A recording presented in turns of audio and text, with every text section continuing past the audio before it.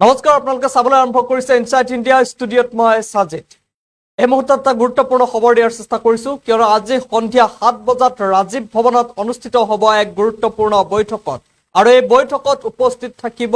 অসম প্ৰদেশ কংগ্ৰেছৰ সভাপতি গৌৰৱ গগৈ আৰু প্ৰথমবাৰৰ বাবে 5জন অধ্যক্ষৰ সৈতে বৈঠকত মিলিত হ'ব গৌৰৱ গগৈ লৈ অহাৰ চেষ্টা কৰিছো এই মুহূৰ্তৰ খবৰ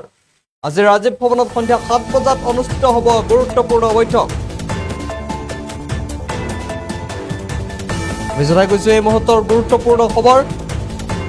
ৰাজীৱ ভৱনত সন্ধিয়া 7 বজাত গুৰুত্বপূৰ্ণ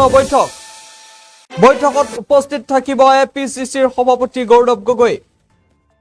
উপস্থিত থাকিব প্ৰদেশ কংগ্ৰেছৰ 5খন কমিটিৰ 5জন অধ্যক্ষ আৰু প্ৰথমবাৰৰ বাবে 5জন অধ্যক্ষৰে বৈঠকত বহিব গৌৰৱ গগৈ উপস্থিত থাকিব নিৰ্বাচনী প্ৰচাৰ কমিটিৰ অধ্যক্ষ ভূপেন বৰা অংশ লব সমন্বয়ৰক্ষী কমিটিৰ অধ্যক্ষ দেৱব্ৰত শইকীয়াই ইস্তাহাৰ কমিটিৰ অধ্যক্ষ প্ৰদ্যুৎ বৰদলৈও অংশ লব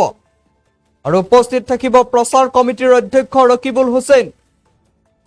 নিৰ্বাচন ব্যৱস্থাপনা কমিটিৰ অধ্যক্ষ ৰিপুন বৰাইও লব অংশ বৈঠকতে প্ৰস্তুত কৰা হ'ব কংগ্ৰেছ দলৰ পৰৱৰ্তী ৰণনীতি নিৰ্বাচনত মিত্ৰতা সন্দৰ্ভতো আলোচনা হ'ব এই বৈঠকত গুৰুত্বপূৰ্ণ বৈঠকৰ আয়োজন কৰা হৈছে আজি সন্ধিয়া 7 বজাত ৰাজীৱ ভৱনত আৰু এই বৈঠকতে প্ৰস্তুত কৰা হ'ব কংগ্ৰেছ দলৰ পৰৱৰ্তী ৰণনীতি নিৰ্বাচনত মিত্ৰতা সন্দৰ্ভতো বৈঠকত আলোচনা হ'ব পুনৰ জনাইছো এটা গুৰুত্বপূৰ্ণ খবৰ ৰাজীৱ ভৱনত সন্ধিয়া 7 বজাত গুৰুত্বপূৰ্ণ বৈঠকত বহিব এপিচিচিৰ সভাপতি গৌৰৱ গগৈ উপস্থিত থাকিব প্ৰদেশ কংগ্ৰেছৰ 5খন কমিটিৰ 5জন অধ্যক্ষ আৰু প্ৰথমবাৰৰ বাবে 5জন অধ্যক্ষৰ সৈতে বৈঠকত বহিব গৌৰৱ গগৈ বৈঠকত উপস্থিত থাকিব নিৰ্বাচনী প্ৰচাৰ কমিটিৰ অধ্যক্ষ ভূপেন বৰা সমন্বয়ৰক্ষী কমিটিৰ অধ্যক্ষ দেৱব্ৰত শইকীয়া ইস্তাহাৰ কমিটিৰ অধ্যক্ষ প্ৰদ্যুৎ বৰদলৈ প্ৰচাৰ কমিটিৰ অধ্যক্ষ ৰকিবুল হুছেইন নিৰ্বাচনী ব্যৱস্থাপনা কমিটিৰ অধ্যক্ষ ৰিপুন বৰা আৰু বৈঠকতে কংগ্ৰেছ দলৰ পৰৱৰ্তী ৰণনীতি আৰু নিৰ্বাচনৰ মিত্ৰতা সন্দৰ্ভত আলোচনা হ'ব এই বৈঠকত সভাপতি হিচাপে দায়িত্ব লোৱাৰ পিছতে গৌৰৱ গগৈ প্ৰথমখন বৈঠকত বহিব